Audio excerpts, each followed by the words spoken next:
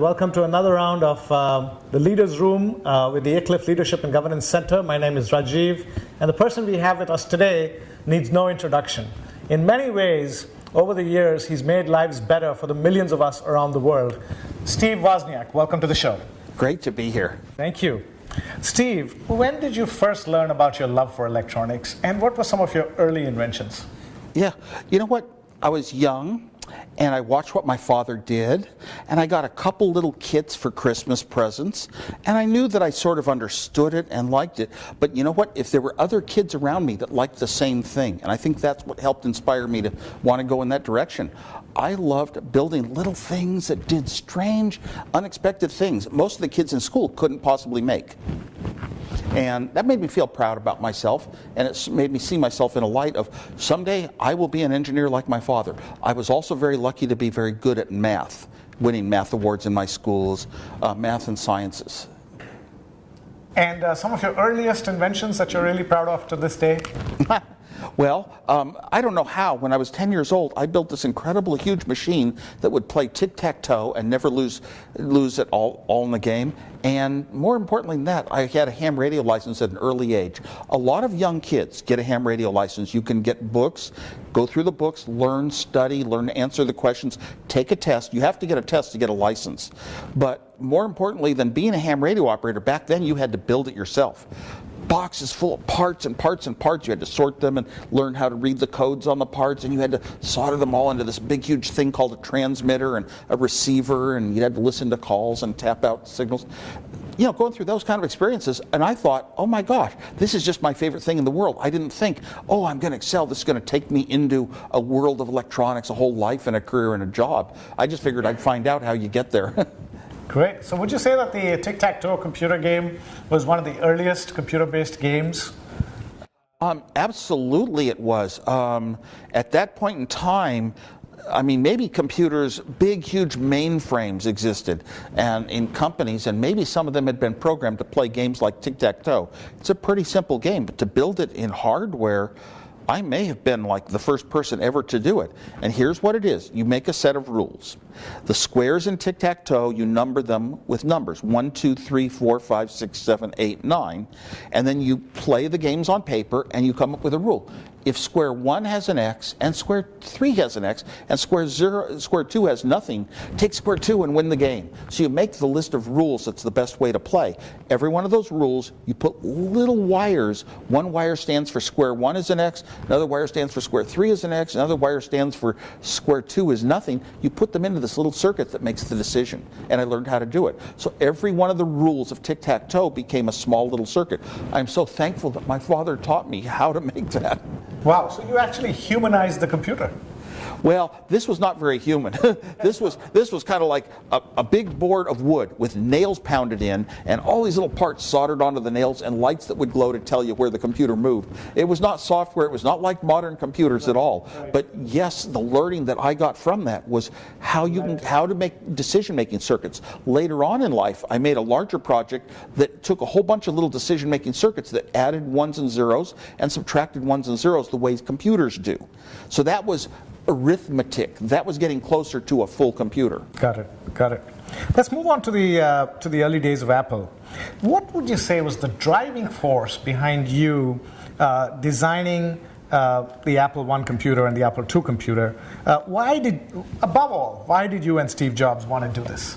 Very easy. First of all, I built the computers on my own. Steve Jobs was not a part of that. He came by and saw them after they were built and said, hey, we could sell these. And that was something we did regularly. Now, I was going to build that computer because when I was in high school designing computers on my own, I could design any computer in the world. I told my father, someday I am going to own a 4K computer. And he said it costs as much as a house. So I sat there and then I said, I'll live in an apartment. And I was going to have a computer. Somehow in my life, I was going to have a computer someday. Now it was further on in life. I was working at Hewlett-Packard. We had a computer that I could use, but 40 engineers shared it. We all took times running our programs on this one computer.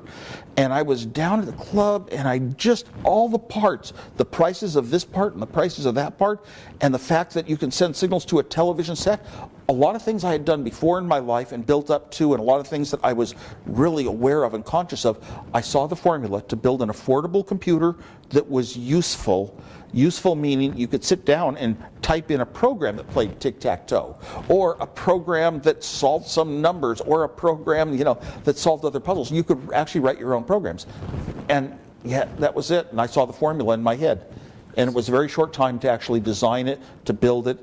And I did the hardware, the software, the technicians, the building, the debugging, everything on both computers. So it sounds like most of all you built it for yourself because you wanted to have one. At what stage did that idea change into, we want to make computers that are affordable for millions of people around? Well, at first, I gave away my computers for free to anybody who wanted to build their own computers because there was no big market yet. And somebody had to start this revolution, and that computer became the Apple I. But Apple does not own the design to the Apple I. It was given away publicly. The Apple II was obviously going to be a hit product that was going to change the world, and it took some convincing, but I finally decided that to get the thing that I've done that's so good, to get it to more people and benefit them in the world, we really had to go through a profit-making company. Got it. Yeah, and Steve Jobs was instrumental to that. He only wanted a profit-making company, so I had to come around, and I had to come around because otherwise I'd say, go get your own computer, I'll do something else with mine. And I don't know if he could have had that great a success with less. This was like one of the most fantastic products of all time. Great. I mean, clearly the partnership is what changed the world. Whatever it is, both of us talked about how great this was going to help the world and help society and help people and make people better. But not only that, it was a superior product, and with the money we get from it, we're going to build more and more great products and better ones and better ones. And the whole idea is, it got early into the Apple culture. We build the greatest products in the world. And that's what we've got to be about. We've got to be into building good products and not just taking every little way to keep making money. We've got to keep looking for the new things. And Steve was really inspired that way when he had the visions of the Macintosh computer. A huge change in how computing had ever been done before, but we're making good products for the world. And even though the Macintosh was unsuccessful, not like the Apple II, and kind of a huge failure, still, that was the mentality that Steve had when he returned to Apple and created all the great things we have now, from the Apple retail stores to the iPod to the music programs, iTunes, and how we sell music, and the iPhones and the tablets, the iPads. I mean, all those great things came from, we're not out there just to be a company that keeps making money the same way. We're going to keep changing things and have new products all the time. Very good. Tell me a little bit about the early years. Clearly, today the Apple story is a legendary one, but there must have been some struggle years. Were there any times in the early years when you were struggling and when you felt like giving up? And if so, what kept you going? Apple was so successful from day one. We never had a period that made me feel like giving up. The closest to it, we had times when things dropped heavily and we had problems that we had to recover from, such as the failure of the Macintosh sales. And even the Apple II sales started slowing down a little until the killer app VisiCalc. For small businessmen to forecast their business so easily on a computer, that thing shot our sales sky high. The biggest time was when all the magazines were saying Apple's going to go under. Well, you know what? We had been so successful with the Apple II. We had so much money and billions of dollars in the bank from other investments as well. We could weather the storm. Yes, we had a lot of problems. Our computers were failing and crashing every day a lot. We put out huge products that had horrible bugs and didn't work. 30 or 60,000 of them in schools. We had to send technicians to each of those schools to replace parts in them. That's a huge job. But we wanted, our reputation was the most important thing. But we had enough money to weather the storm, to cut back, to lay off a lot of projects, get rid of the projects that aren't bringing in profits, to cut back the buildings that we won't need anymore. And finally, that's what really made the company profitable. Mm-hmm. Sounds like the earlier hard work paid off at the time when things were getting a little bit difficult. When you have a great product, yes, it buys you so much revenue that you'll get a lot of chances to restart. Mm-hmm. Huge companies like IBM, it's almost impossible to go out of business because you get so many retries. Very good. To what do you attribute your never-ending drive to create amazing products like the Apple computer, the floppy disk? One after the other, you kept inventing. What was your drive? What was driving you? back in those days, it was the fun thing that I would have been doing for no money, no job, no company. I would have just done it at home just to play with it and do it for myself anyway. So to me, it wasn't a job. It was fun. I said, you get paid for doing what you would do for fun. No, I don't know. My whole life had been creating new things. I had this ability to sit down with an idea and start jotting down stuff on paper and not looking at anybody else's design that had ever done it in the world. In fact, all of the A-plus things I did for Apple, one after another, hardware, combination, hardware, software, floppy disk, every one of those devices that I did was, I had never done that kind of device before. I'd never studied it in engineering classes. I'd never read in a book. I'd never done it for a job. And I had so little money of my own that I had to figure out ways to do things inexpensively. It forced me to always think in the lowest, fewest parts and the least cost. And that led to greatness in the products, excellence in the products. And I think that set a theme that Apple's been trying to live up to ever since. And Steve, what are you up to these days? What are you passionate about most these days, and why? I'm still passionate so much about young kids and their education, and it just, inside of me, I just want to figure out formulas for making it better and making people more people coming out smarter, capable in the world, having a place in the world. And as you get older, you start realizing, well, there's a lot of politics involved in the distribution of wealth. There are a lot of factors as to what can a young person expect in life.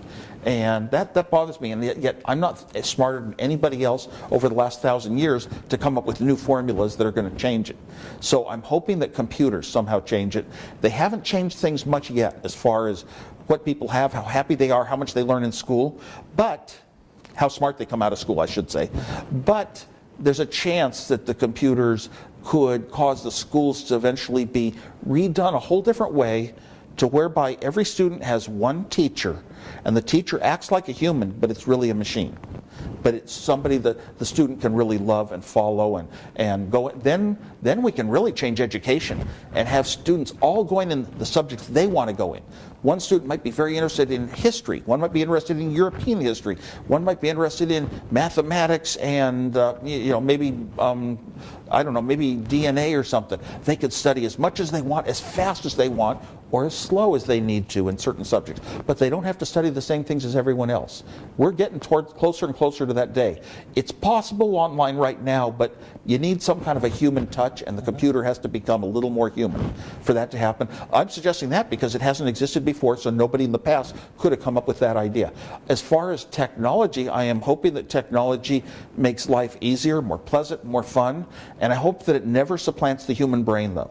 I do not want to see it getting the intuition to work and write its own programs, solve its own problems, have feelings and caring, because it'd be very difficult. If a computer can think 100 times faster than all of us, well, then the company that runs with no slow humans is going to beat the company economically that has the slow humans, and that's a scary thought. So I'm hoping the computers don't get that smart, and it's possible that they won't, because we're kind of nearing the end of some laws of physics that define how smart we can make our computers. It's called Moore's Law. And we're getting near the end of it. A lot of people say, I do too, and we might be at the limit, and then good. The computers will remain helpful, but not too smart. Are you, what's your thought about quantum computing, which they're saying might be the next frontier? Quantum computing is just amazing to me. At first I thought it had never had a chance of getting anywhere, and now they're actually making computers that work out of it. It hasn't proven itself as to cost per benefit yet, but every new technology that's been successful and changed our lives in time has been in that state where it's a theoretical dream, and researchers with millions of dollars can sort of make something, but it doesn't really make it out economically. And so but I'm still holding off, and the reason I'm holding off is, like everyone else, I don't quite understand all of the hard technology, the building blocks, how you manufacture quantum computers. If I understood that better, then I'd have a better idea. I could predict where I believe it's really going to get in time and be affordable, and why. Here's another thing you could talk about. Optical computers, theoretically, if you put light into a chip and no electricity at all, only photons, which are much lighter than electrons. You put photons in, you get photons out. Theoretically, it could calculate much faster than anything we have today, but it doesn't happen. There are just rules of physics and light and dimensions and things like that that make it impossible to make at the high cost of distribution. Right now, we can make a chip for $1 that has 1 transistor on it. Or we can make a chip that has 10 billion transistors on it for $1. And it's because of Moore's law that I mentioned earlier. 10 billion electronic neurons on one little chip. That sort of, the economics of building things that massively at that low a cost is what we need to happen for both optical computers, if they can ever be done. Little research project here and there looks okay. Or quantum computers. You know, they can't just be small little independent studies or extremely expensive to make it. So I'm not willing to predict on quantum computers because I don't know enough to deny it either. Okay, so you're giving it an even chance at some point in the future. Yes, I am. Okay, yes, I very am. good, very good. Coming back to your passion for education and helping kids, are you working on any education technology projects at the moment to help further the cause that you just talked about? Right. I had a lot of experience in education, teaching young children for 8 years, dealing with getting more and more monies into school, trying to get better facilities in the schools, working on that, and coming up with a lot of the roadblocks. First of all, schools themselves tend to discourage creativity. They want everyone to kind of be the same with the same answers, doing the same things. You behave a certain way by these rules, and you don't just open up every drawer out of curiosity that you want to because you're a class of 30 and I'm only one teacher. Those problems are going to be with us. But I came to think about what are the issues in my life that I would like to see improved in education? And I've done my fair share. I put in 8 years of teaching with no press or anything. I came up with a lot of ideas about education, and mostly it's hard to change things. I am hoping that I'll have a role someday that computers will make things very different than they have. Just putting a computer in the classroom today is sort of just like the modern day textbook, you know. And so I don't know if that's going to, you know, where it's going to go or what impact I'm going to have in the future. But that's what you're thinking about these days. I think about it a lot, but I also think about, I joined a company called Fusion.io.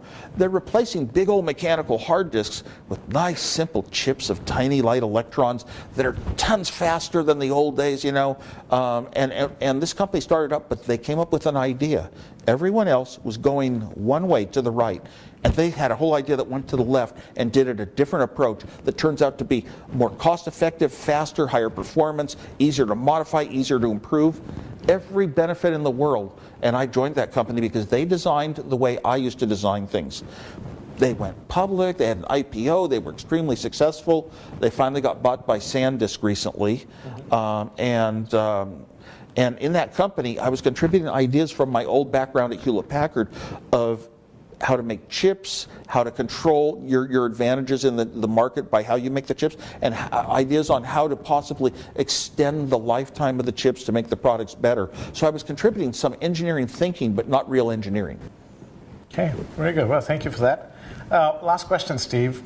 If there was one message you would leave for aspiring leaders who want to leave a legacy, what would it be? Yeah, it would be that you need a lot of vision and ideas, but ideas alone are not the answer. You need builders, you need engineers, you need people that have created products and turned ideas into reality in the past, and you need those people to be with you when you found a company from the very start, because engineers have solved problems. They're used to solving problems, whether it's hardware or software, in their lives. They have to think beyond the limitations of what they're dealing with to do things in clever ways, and they'll come up with more ideas for what you could have in your product that you're proposing to raise money for. So don't raise money until you have engineers. Secondly, don't try to raise money just on idea on paper. Try to build working models, even if it's a computer virtual demonstration that somebody can actually interact with and feel, because feeling how something works is an awful lot, very important to how successful it will be. Thank you. Actually, I have one more last question. Sure, yeah. What is the one thing in your life that you are the most proud of? I'm actually most proud of caring about people, being nice to people, and being and far more than myself. I'm very proud of all that I've given to people that deserve it, to try to be fair and equitable, and that I'm not above other people. There is nobody in the world that I think, oh, I'm more special and important than you. No, I've been the opposite of that. Thank you very much, Steve. It's been a pleasure talking to you, and thanks for coming to our show. Yeah, great to be here. Thank you.